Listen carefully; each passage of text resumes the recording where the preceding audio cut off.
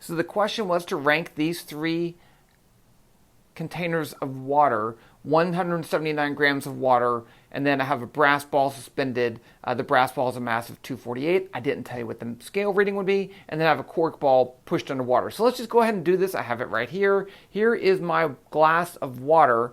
You can see right here it is at 179, 178. It's not going to be perfect, but that's fine.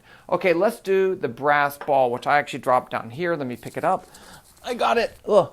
Okay, so I'm going to take my container of water. It has less water in there, but once I put the ball in there, it will have the same amount of water, and I'll show you that in just a second. So it says 147. When I put the ball in there, and I don't let it touch the bottom, it says 177. So very, very, very, very, very close. It turns out that beakers don't actually have the same mass. But here you can see, if I put these both on here, once it's underwater, it has the same volume of water in there. Very close. Okay, now let's do the cork. So I'm going to put this off to the side. Here's my container and my 7-gram cork ball, 145. I'm going to push it underwater all the way. 176.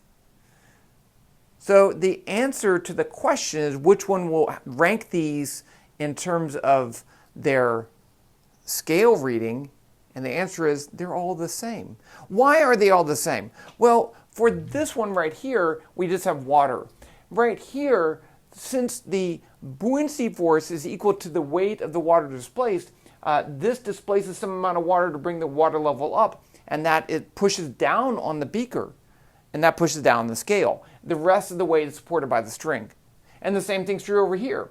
Here I only have a 7-gram mass, but I have to push it down to hold it underwater, and the weight of the water displaced, the buoyancy force is equal to the force pushing down. Newton's third law says that forces come in pairs. So if the water pushes up on the thing pushes down the water. The end. Hope you got it right. Bye.